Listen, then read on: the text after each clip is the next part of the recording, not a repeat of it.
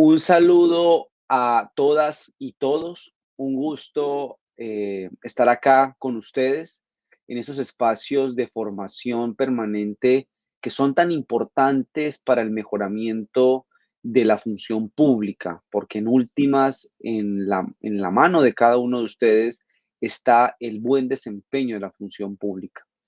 Mi nombre es Ronald Sanabria, soy profesor universitario, soy estudioso de la prueba en el mundo del derecho, tanto en el proceso judicial como en el proceso administrativo, y durante los siguientes minutos, entre 40, máximo una hora, pretendo exponerles las ideas fundamentales de esto que se ha llamado recientemente como razonamiento probatorio o la concepción racionalista de la prueba.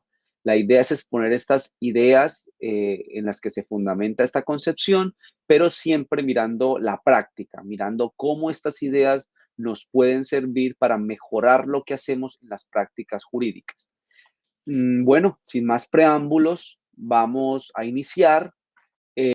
Bueno, lo que vale la pena empezar es resaltando que en los últimos años se ha venido publicando una gran cantidad de textos jurídicos, también se ha venido haciendo algunos eventos, conferencias, posgrados, incluso este máster de razonamiento probatorio de la Universidad de Girona, que es tan famoso, en torno a la prueba en el derecho. Entonces, la pregunta que uno se hace es si realmente ante toda esta cantidad de publicación de nuevos textos y nuevos eventos, si estamos ante algo novedoso. Entonces, ante esta nuevas publicaciones de textos y de eventos, pues la pregunta que uno se hace es si realmente estamos ante algo absolutamente novedoso de tal magnitud que todo lo que aprendimos durante el siglo XX en nuestras facultades de derecho, pues como que ya no sirve y entonces hay que empezar de cero. Esa sería una opción. La otra opción sería pues decir que no, que realmente no hay algo nuevo, que es un poco más de lo mismo, solamente cambiándose los nombres de las cosas. Pues permítanme de antemano responder esa pregunta. Yo creo que en el derecho no hay algo, el derecho se construye de forma eh, paulatina, ¿no? De forma lenta, ¿no? La teoría del derecho tiene una vocación de permanencia y cada cierto tiempo pues hay algunos aspectos adicionales, pero no hay un cambio trascendental.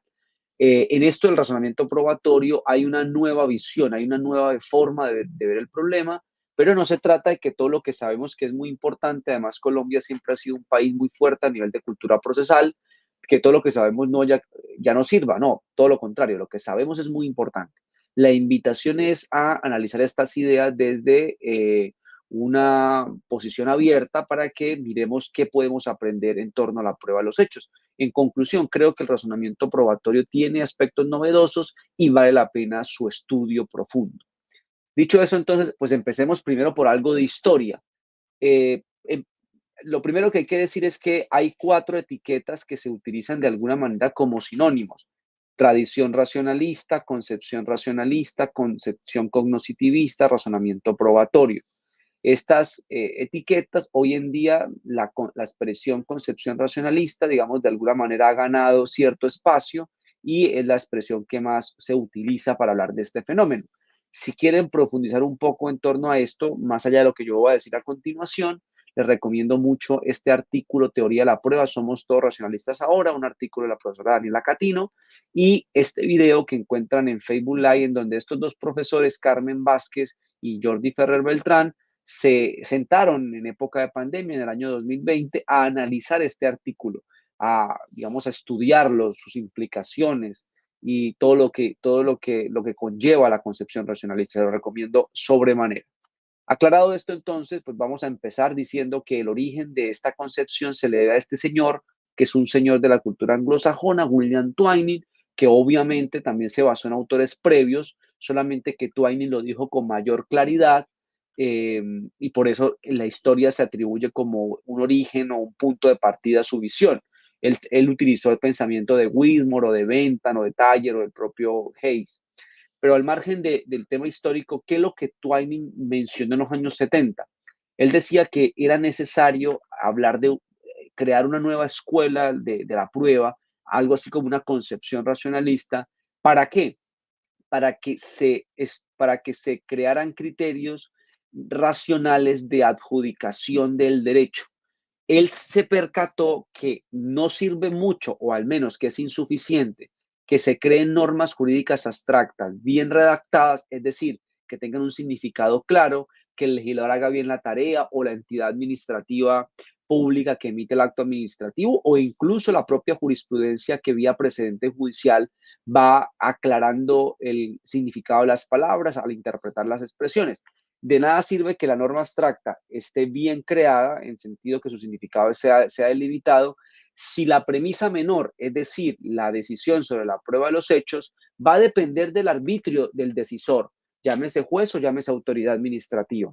Si la premisa menor va a depender libremente, sin ningún tipo de restricción del decisor, pues de alguna manera el principio de legalidad estaría fracasando, porque entonces el derecho, su aplicación va a depender de, insisto, el arbitrio del decisor. Entonces decía Twining que tenemos que crear modelos de adjudicación racional de la premisa menor y esos modelos de adjudicación racional se deben construir con base en dos disciplinas que históricamente han hecho una muy buena labor en esto, que es la epistemología y que es la lógica. De alguna manera, Twining quería distanciarse de la idea de una prueba subjetiva o una prueba persuasiva, una prueba psicologista, y quería construir un sistema de índole más racional, más predecible, más lógico, si me permiten la expresión. A partir de ahí, pues otros autores vieron la idea, les llamó la atención la idea y por supuesto en el mundo continental europeo, el profesor Luigi Ferrajoli tiene un papel preponderante en este gran libro, Derecho y Razón, que es probablemente uno de los mejores libros escritos en las últimas décadas en Derecho, que su traducción estuvo a cargo de este profesor perfecto Andrés Ibáñez, es magistrado del Tribunal Supremo Español. Este libro pues data de los años 89 en italiano y su traducción al español se ve publicada en el año 95. Otro autor imprescindible de esos que hay que citar para recordarlos es el profesor Michele Tarufo en La prueba de los hechos, un libro muy importante del año 92 y que su traducción estuvo a cargo del profesor Jordi Ferrer Beltrán en el año 2002. Ese libro se ve publicado por la editorial Trota en español.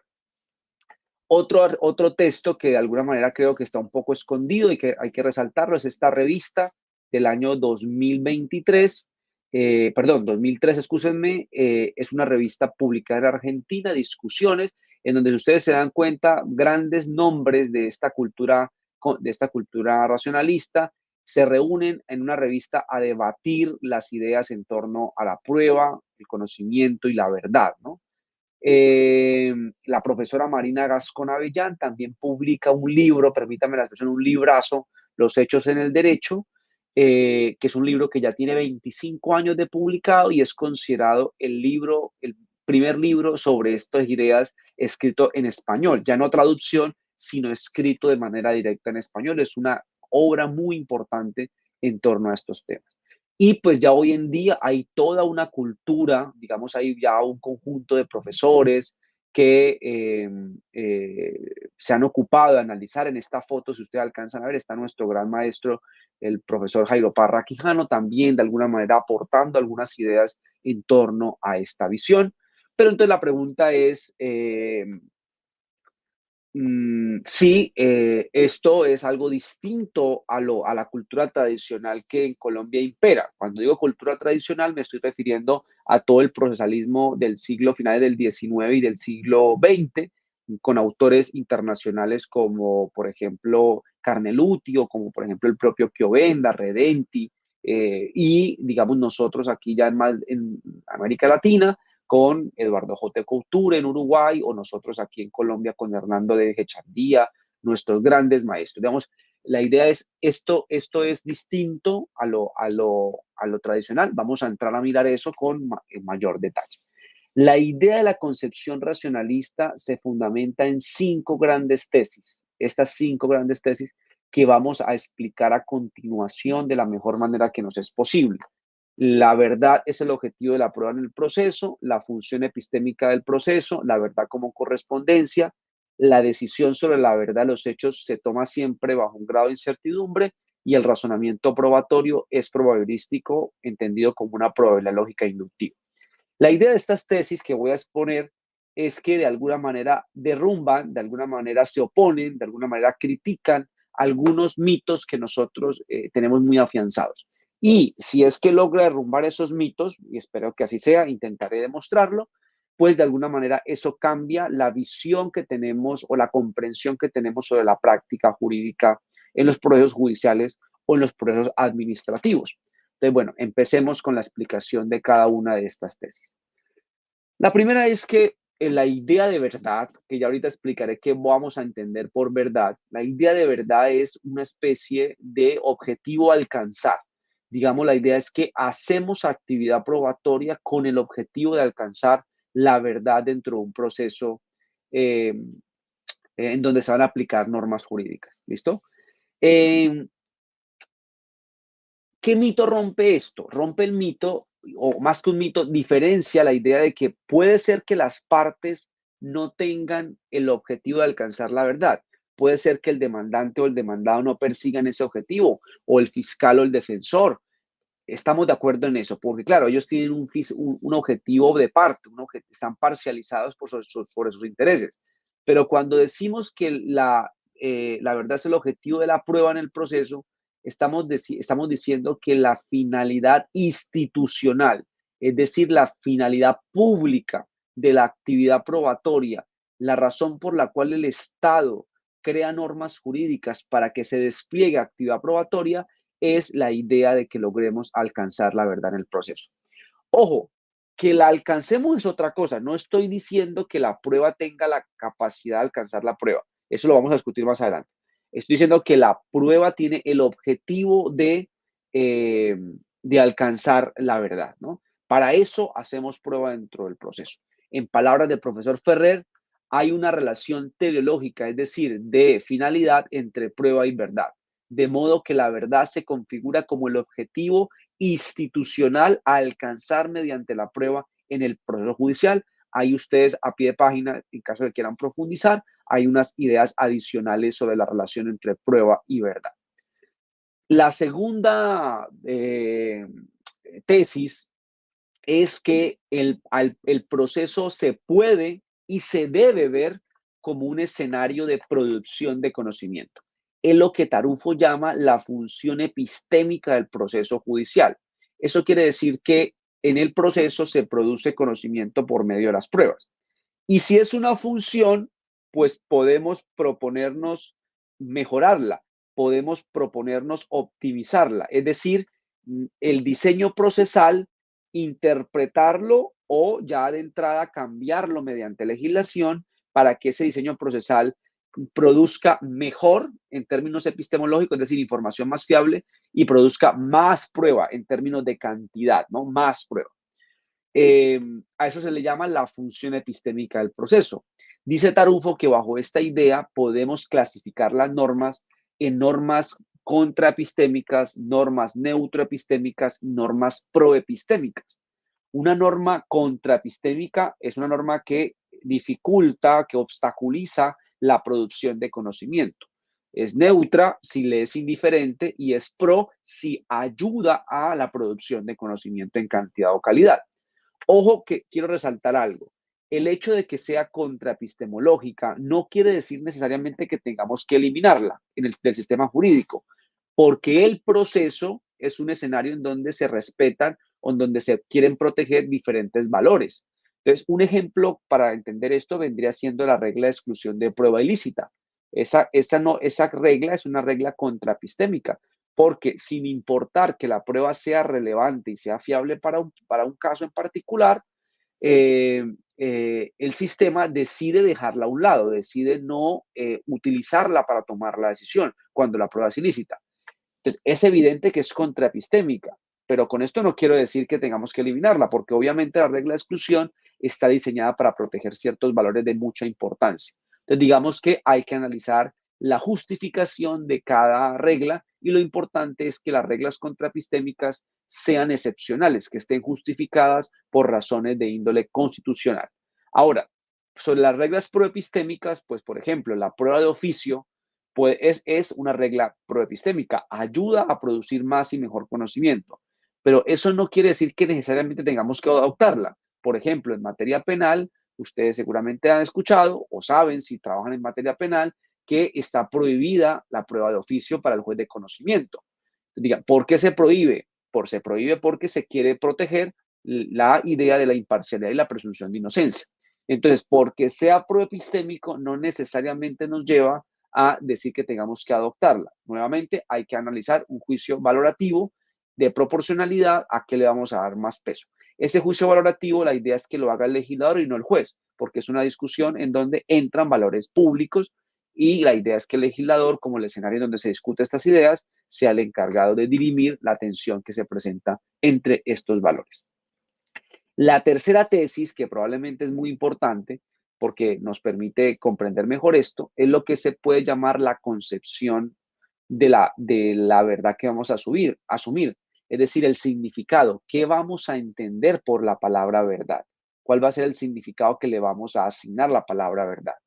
Entonces, hoy hay un cierto consenso que el significado de verdad debe ser la verdad como correspondencia. ¿Esto qué quiere decir?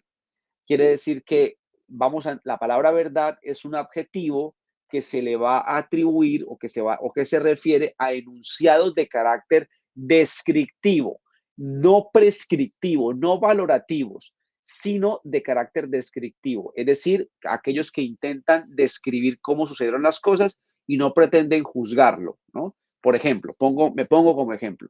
Si un enunciado descriptivo vendría siendo Ronald está vestido con un blazer de color gris y una camisa blanca y unos lentes redondos negros, ¿no? Y un reloj de correa marrón con su eh, eh, punta de color dorada. Yo aquí estoy describiendo el mundo. Esto es mi enunciado que lo estoy describiendo es verdadero si y solo si ese enunciado corresponde con la realidad que yo estoy pretendiendo describir.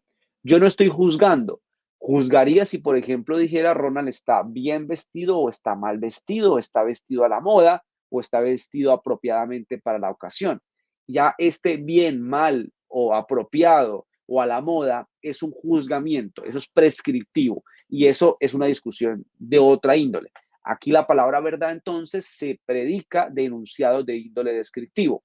Y la idea es que un enunciado es verdadero cuando cuando describe correctamente la realidad, es decir, cuando su descripción corresponde con lo que está aconteciendo, si es un enunciado descriptivo en tiempo real o lo que aconteció en algún momento determinado, si es que es un enunciado descriptivo pretérito, ¿no? Sobre el pasado, que obviamente los enunciados descriptivos pretéritos son los que utilizamos los abogados en las prácticas jurídicas.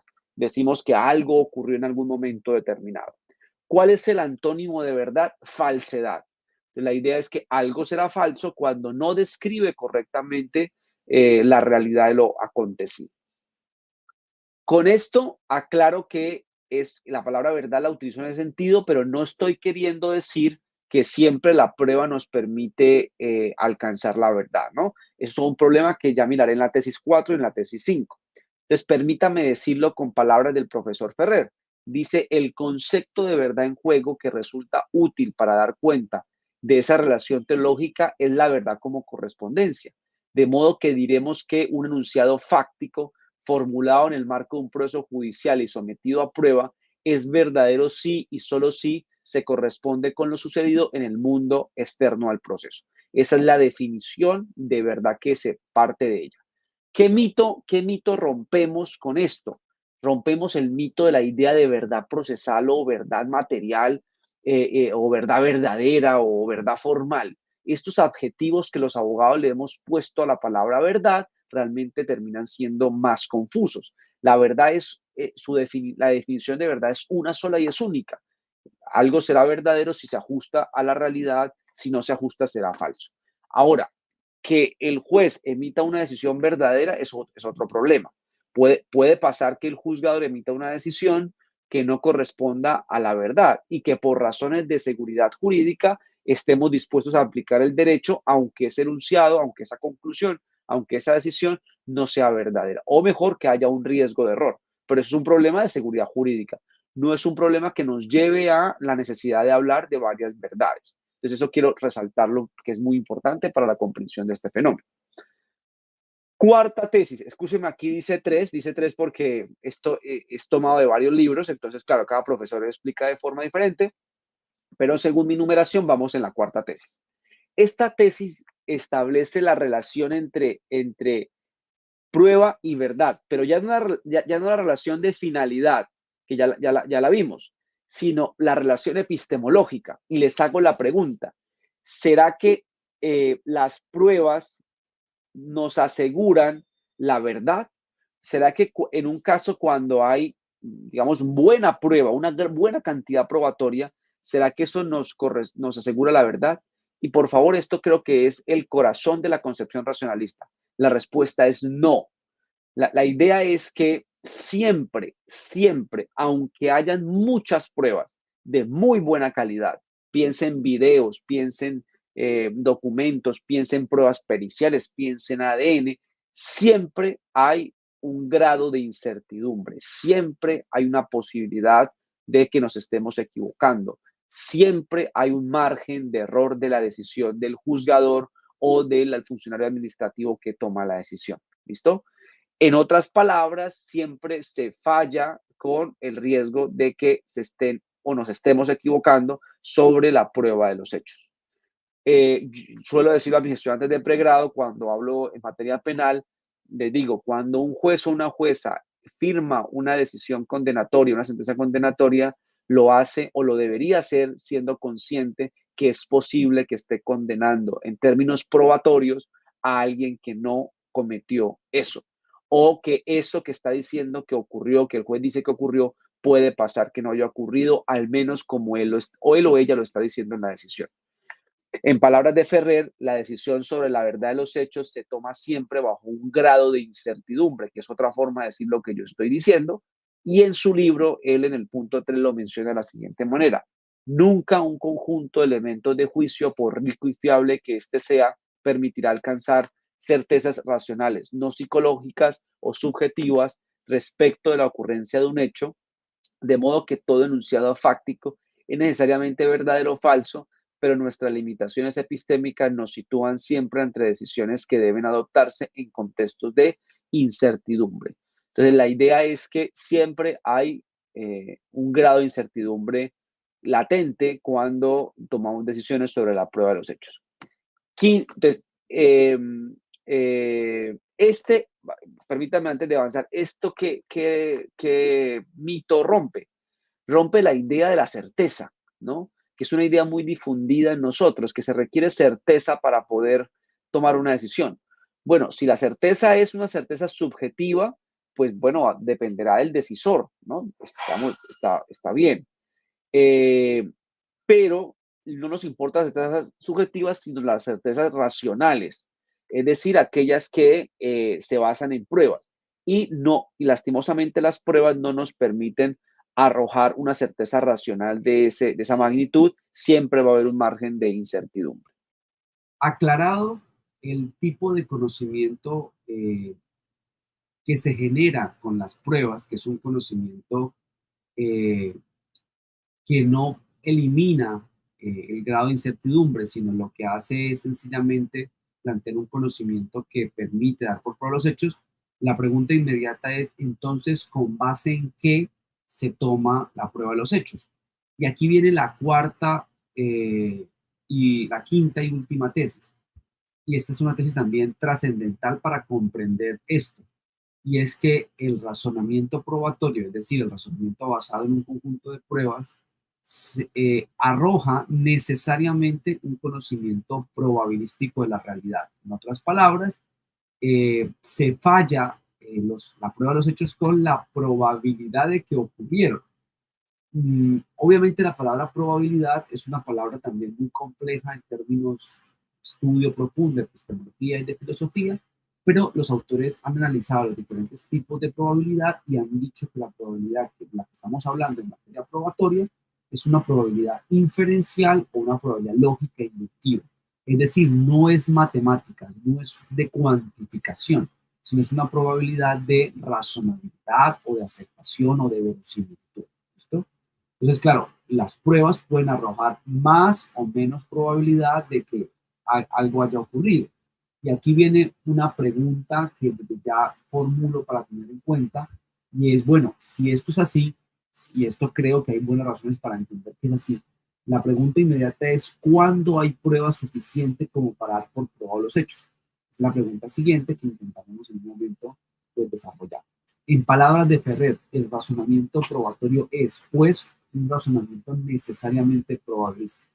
Decir que un enunciado fáctico está probado es afirmar que es probablemente verdadero a un nivel que habrá que determinar dadas las pruebas disponibles. Pues bien, hagamos como una especie de recuento. Diremos que la concepción racionalista se basa en 5 ideas de orden teórico, ¿no? Conceptual, teórico, incluso también teleológico en finalidad. La verdad es el objetivo de la prueba en el proceso, vendría siendo la primera tesis.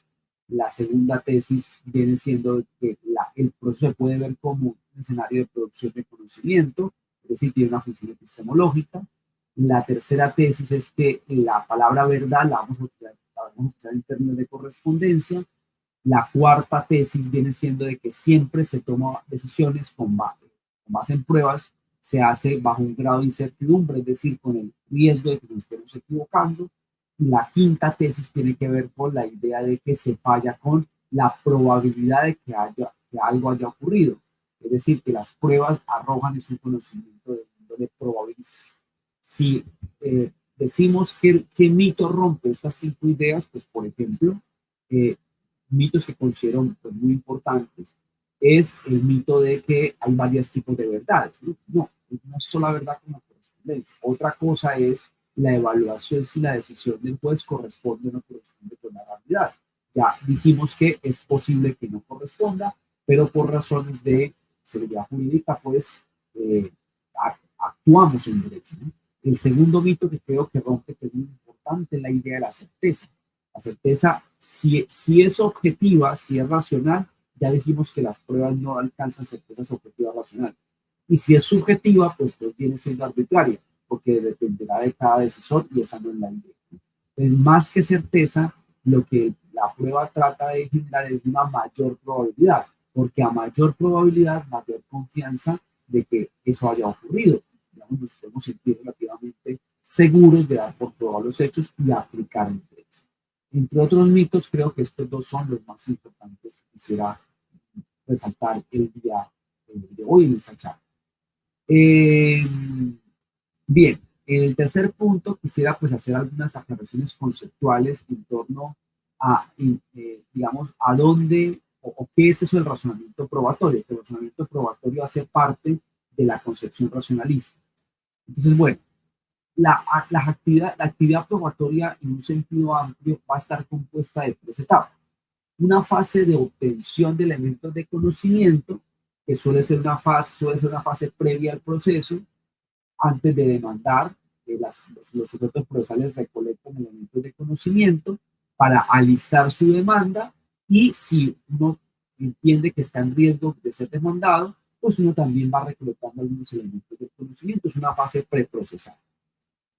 En los sistemas de índole administrativa, en las fases de indagación e investigación, también hay un ejercicio de elementos de conocimiento.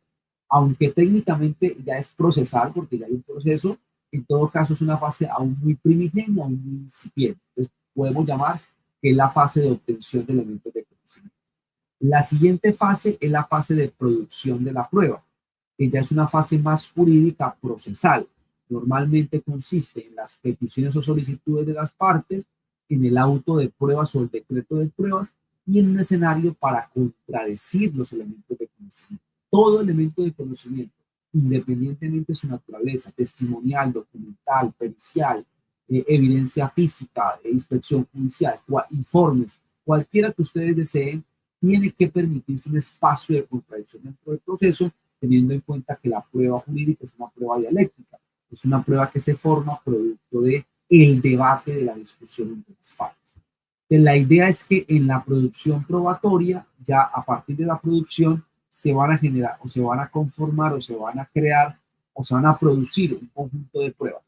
Ese conjunto de pruebas serán las pruebas que se van a tener en cuenta para el ejercicio de la decisión probatoria. Digamos, esas pruebas deben ser delimitadas, debe determinarse cuántas y cuáles son las pruebas en el caso correspondiente. Entonces, aparte, ¿qué es el razonamiento probatorio? Básicamente es el ejercicio justificativo que se hace para tomar una decisión sobre la prueba de los hechos, se vendría siendo el objetivo, la meta, a partir de un conjunto de elementos de conocimiento. En eso consiste el razonamiento probatorio. Repito la definición.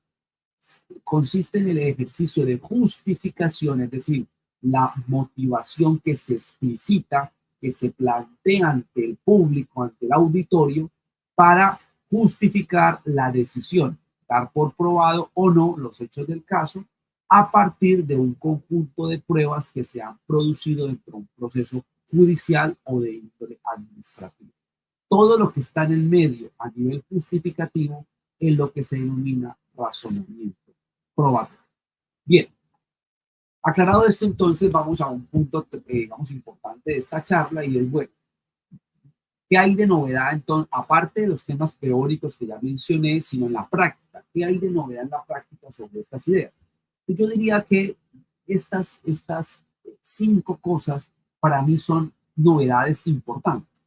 Primero, que hay una mirada crítica al estado actual. De alguna manera, el derecho probatorio clásico sienta sus bases a finales del siglo XIX y pues nos dejamos llevar por la aplicación práctica y de alguna manera casi que ya automatizamos la aplicación de las teorías probatorias del siglo XX y eso hace que no las pongamos en crítica. Creo que esta nueva visión nos invita a criticar lo que ya tenemos y eso ya por sí es aprendizaje, es ganancia. En segundo lugar, pues hay unas nuevas herramientas conceptuales que nos permiten comprender mejor lo que hacemos y ahorita las explicaré. Hay una cosa que a mí me gusta mucho en el tercer aspecto, que es una coherencia conceptual. Digamos, como la concepción racionalista parte de la lógica y de la epistemología, que son disciplinas, digamos, mucho más desarrolladas por antigüedad que, digamos, que la lógica procesal del siglo XX. La lógica en general se la atribuye a Aristóteles, estamos hablando de varios siglos de desarrollo. La epistemología se la atribuye también a la necesidad de Platón del conocimiento humano, estamos hablando de siglos de desarrollo. En cambio, por ejemplo, la cultura procesal es una cultura muchísimo más joven, que, digamos, aproximadamente como teoría general, data de 100 años. Entonces, digamos, al tener puntos más sólidos, genera una coherencia conceptual para hablar, por ejemplo, de temas como valoración probatoria, máximas de la experiencia, etcétera, etcétera. El cuarto aspecto es que hay unas nuevas instituciones que espero explicar a continuación, como ustedes, por supuesto, entiendan esa idea. Finalmente, hay unas nuevas preguntas que hay que intentar responder. Entonces, vamos a mirar estos nuevos aspectos que quiero resaltar. La visión tradicional nos dice que para dar la prueba se necesita de lógica, de regla de experiencia y de regla de ciencia en sana crítica, ¿no? Esa es la idea tradicional que está en todos los libros. ¿Qué dicen estos autores? Dice, lo que tratan de hacer es, más que decir con qué se valora la prueba, evalúan el ejercicio justificativo. Entonces dicen, el punto de partida es las pruebas producidas, el objetivo son los enunciados probatorios. ¿Qué hay entre esto y esto? Lo que hay es un conjunto de premisas. Y lo que vamos a evaluar, dicen los autores, es estas premisas, cómo están conectadas, bajo qué tipo de sistema lógico, y además concluyen diciendo que evaluando cómo esas premisas fundamentan la conclusión. Entonces, es la idea típica de un ejercicio argumentativo, ¿no? Pero ahora pensado para el tema probatorio, ya no pensado para la calificación normativa, sino pensado para la prueba de los hechos. Y ya ubicándonos en esto, ya dejando un poco al lado esta visión, digamos, tradicional, ubicándonos en este aspecto, entonces, ¿qué hay en la mitad? Dice entonces esta concepción. Dice, bueno, mire, lo que van a encontrar es, el punto de partida son los enunciados fácticos, es decir, la historia o el hecho que plantea la parte en el pliego de cargos o que plantea la parte en la demanda o el contestar la demanda o en el oficio con el que se inicia el proceso. Son meros enunciados fácticos, hipótesis fácticas sobre lo que aparentemente ocurrió. El segundo presupuesto, pues son las pruebas que se produjeron, las pruebas producidas. Entonces, luego, la primera premisa va a ser la información que las pruebas aportan. Luego hay que aplicarle generalizaciones empíricas o lo que llamamos máximas de la experiencia. Esa aplicación nos va a dar enunciados probatorios indiciarios. Tenemos que aplicarle criterios de valoración de la prueba a esas inferencias probatorias basadas en información que se derivan de las pruebas.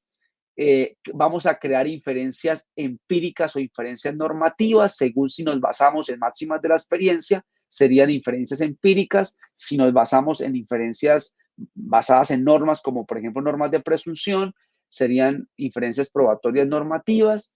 Y luego tenemos que preguntarnos si hay prueba suficiente para dar por probado los hechos. ¿Será que hay prueba suficiente? Y si llegamos a concluir que sí, que hay prueba suficiente, entonces, con base en eso, vamos a tomar la decisión que son los enunciados probatorios, es decir, la decisión sobre la prueba de los hechos jurídicamente relevantes o los hechos principales. Obviamente, los enunciados probatorios pueden ser de tipo positivo o negativo, está probado el hecho o no está probado el hecho. No cabe la posibilidad de enunciados probatorios medios o grises. Está medio probado, no, está probado o no está probado. Bien, si ustedes se dan cuenta, aquí hay un ejercicio de argumentación más claro. No solamente es decir lógica máxima de la experiencia y regla de la ciencia, sino es identificar los tipos de premisas que utilizamos para tomar la decisión que corresponde. Yo, pues por supuesto, si uno quisiera profundizar en esto, pues tomaría cada una de las premisas, ¿no? Las analizaría, pero pues la charla tiene una finalidad más introductoria, así que eh, eh, la obvio para otro momento, no lo profundizo, pero sí quisiera al menos dejar explicado un poco la idea de estándar probatorio. Si me aceptan la premisa que acabo de exponer hace algún momento de que las pruebas arrojan un conocimiento de probabilidad, entonces la pregunta inmediata es, ¿cuál es la probabilidad suficiente para dar por probados los hechos? Y permítanme un ejemplo algo coloquial, pero no muy alejado de la realidad. Hay un caso que sucede en la ciudad en la que actualmente vivo, la ciudad en la que soy oriundo, de la ciudad de Cúcuta, que me llamó la atención y creo que demuestra un poco lo que estoy hablando. Es un caso de divorcio, en donde la demanda, que es planteada por la mujer que hace parte de la relación conyugal, consiste en relaciones extramatrimoniales. Eso es lo que alega la mujer. Dice que el hombre le fue infiel con otra mujer y que por tal motivo pide el divorcio y que alega que ella es cónyuge inocente y él es el cónyuge culpable con las respectivas consecuencias económicas que ello conlleva. Cuando uno va a mirar en la narración fáctica, es decir, los enunciados fácticos, qué fue lo que ocurrió, cuál es la supuesta infidelidad, pero sobre todo cuando uno va a mirar las pruebas que se produjeron, uno observa que lo que sucedió es lo siguiente. Hay prueba de que el hombre, excúsenme, el demandado, entró a un lugar de estos que denominamos socialmente un motel, eh, y entró con una mujer eh, que duraron aproximadamente 2 horas y media en el lugar y que el hombre utilizó su tarjeta de crédito y la utilizó para gastar. No se sabe qué compró, eso no quedó probado, pero quedó probado que utilizó su tarjeta de crédito en el datáfono del motel la suma de 250,000 pesos, ¿no? Eso es lo que está aprobado dentro del proceso. Ustedes se podrán preguntar, bueno, ¿con base en qué? Pues yo les puedo decir, por supuesto, se piden las cámaras de seguridad del lugar del motel, en donde se identifica la entrada y salida del vehículo. El carro no tenía vidrios oscuros, así que se alcanza a ver la silueta del demandado, no del procesado, y se alcanza a ver la silueta de una mujer. Además, las placas corresponden al vehículo eh, del hombre, de propiedad del hombre. La tarjeta de crédito, el juez le pide al banco una certificación sobre el uso de la tarjeta eventualmente en ese lugar y el banco responde que sí, que efectivamente el día tal y a la hora tal se utilizó la tarjeta en el datáfono de ese lugar, de ese motel, y corresponde con la asignación horaria y de fecha del video del motel. Entonces, digamos que eso está probado. Vamos a suponer, para efectos del ejemplo, que el demandado no ofrece ninguna explicación, digamos, de alguna manera se niega lo acontecido, dice que me atengo a lo que se pruebe. Esa es la actuación procesal hipotética, más o menos. Hay algunas variables que pasó en la realidad, pero para mi ejercicio me interesa eso. Les hago la pregunta. ¿Hay prueba suficiente para dar por probado los hechos alegados en la demanda? Es decir, ¿hay prueba suficiente para decir que hubo relaciones sexuales al interior de ese lugar? ¿Sí o no? La pregunta no es propiamente de un ejercicio de valoración probatoria en sentido de evaluar la fiabilidad de un elemento de conocimiento, cómo las pruebas se corroboran entre sí, cómo hay valoración en conjunto. El problema es principalmente de suficiencia probatoria. ¿Será que hay un conocimiento suficiente? ¿Será que la probabilidad es suficiente? Acordarán conmigo que sí es probable que hayan tenido relaciones sexuales adentro, pero la pregunta no es si es probable, que sí lo es, sino la pregunta es si la probabilidad es suficiente o no para darlo por probado en una decisión jurídica en la que se va a aplicar el derecho, ¿no? Con las consecuencias de cosa juzgada que ello implica. Esa es la pregunta que creo que nosotros, la cultura clásica, no se había hecho, que la cultura clásica la responde usualmente con se requiere certeza, ¿no? Pero es que la certeza, si es subjetiva, entonces va a ser una falacia de autoridad del juzgador y no existe certeza objetiva o algo o racional, porque ya dijimos que nunca las pruebas llegan a eso. Piensen en esto para demostrar nuevamente esto. Ustedes dirán, ya vemos a la mujer. Bueno, la mujer puede decir que sí o puede decir que no, pero que diga que sí o que diga que no, no quiere decir que digamos una certeza. Aunque diga que sí, puede ser que esté mintiendo o tenga un falso recuerdo. Y aunque diga que no, puede ser que esté mintiendo o sea un falso recuerdo. Entonces, lo que quiero decir es que nunca un conjunto de pruebas eh, alcanzan la certeza racional que se anhela tanto, ¿no? Incluso el video cabe la posibilidad de la edición, ¿no? Que hoy en día con esta inteligencia artificial creo que es una posibilidad más latente. Bien, aclarado eso entonces, ¿qué dice la concepción racionalista? A mi entender, viene siendo el libro, digamos, de mayor desarrollo de la concepción racionalista, Pruebas sin convicción, del profesor Jordi Ferrer Beltrán. Dice Ferrer que eh, hay que tomar el problema de la suficiencia probatoria y hay que plantear, hay que crear estándares de prueba que cumplan con tres requisitos.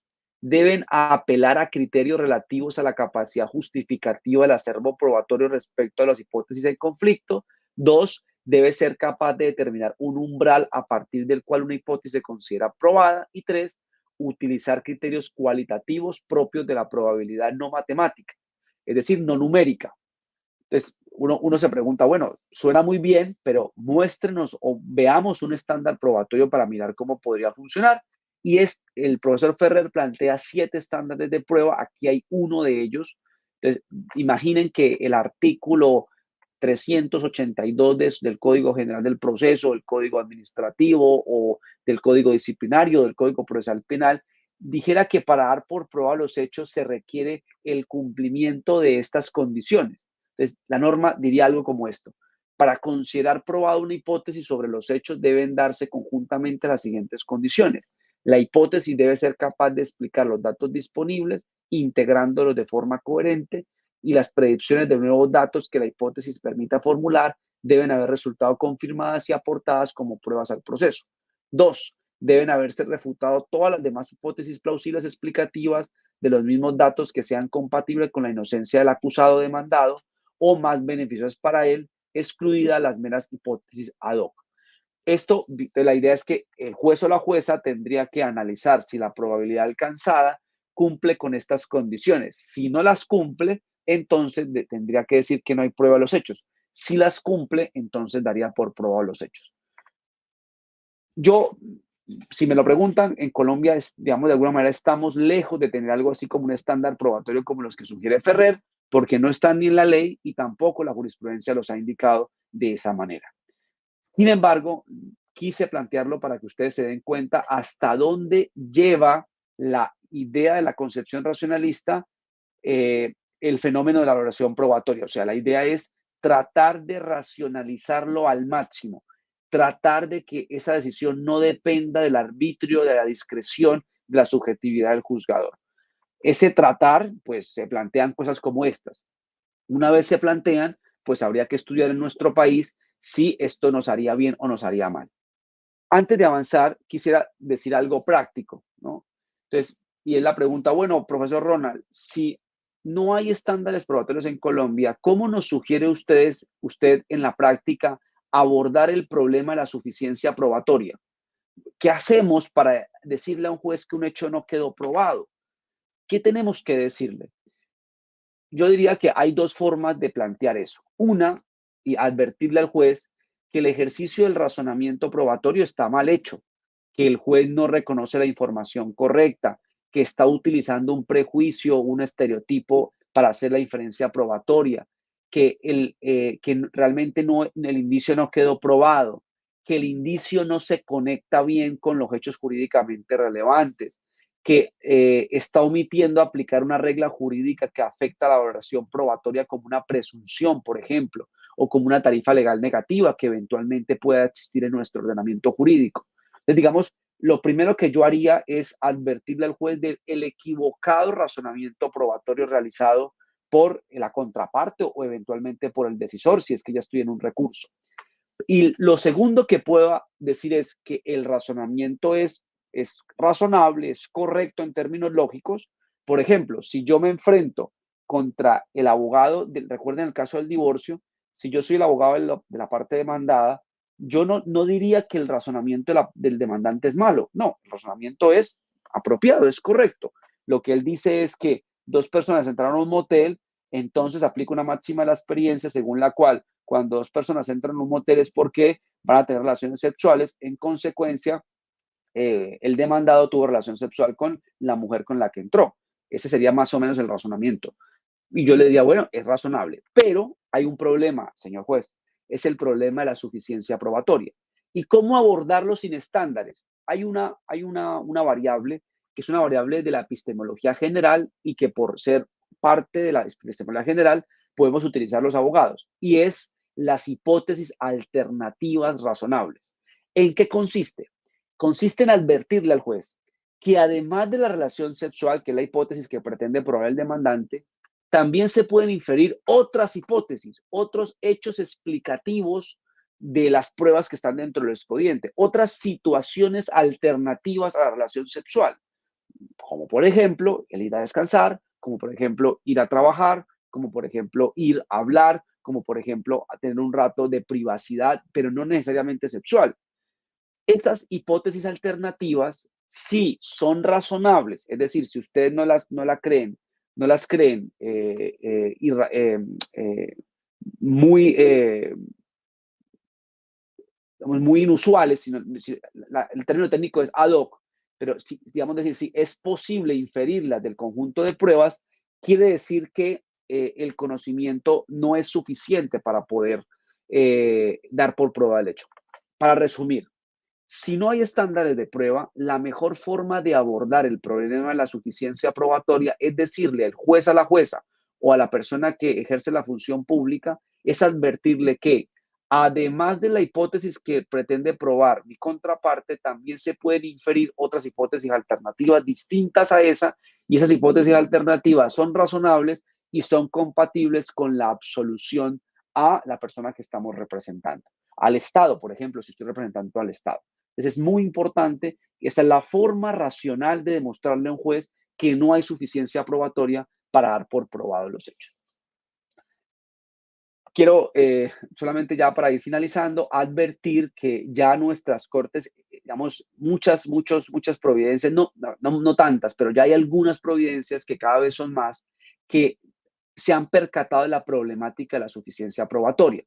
En materia penal, que probablemente es la corte que más estudia esto debido a la expresión más allá de todo razonable, fíjese que nuestro código no habla de certeza, el Código Procesal Penal, sino utiliza esa expresión. La Corte Suprema de Justicia ha intentado darle un sentido racional a la expresión para que sepamos cuándo se cumple ese estándar probatorio. Y en estas providencias, probablemente son las mejores providencias, la alta corte menciona, señala, que se cumpliría este estándar de prueba cuando no subsisten hipótesis alternativas compatibles con la inocencia. Esa es la idea de la corte, que no se puedan inferir hipótesis alternativas razonables que sean compatibles con la absolución. Yo creo que esto nos manda un mensaje. ¿La tarea cuál es? La tarea es pensar cómo lo hacemos en el administrativo y todo lo que implica administrativo, porque obviamente hay diferentes discusiones allí. Entonces hay que revisar, y eso lo vamos a dejar para otra ocasión, hay que revisar la labor que ha realizado el Consejo de Estado en torno a el razonamiento probatorio en general, pero en particular en torno a la suficiencia probatoria. Bueno, pues me despido. Yo quiero solamente resaltar que esto del razonamiento probatorio nos permite estudiar y reestudiar el tema de las pruebas y creo que en ese reestudio podemos llegar a conclusiones interesantes, podemos plantear nuevas problemáticas y, por supuesto, intentar plantear esas soluciones a esas nuevas problemáticas. Nuevamente les dejo mis datos, si es de su interés, con mucho gusto estaré atento a responderles sus preguntas o inquietudes. Hasta una próxima ocasión.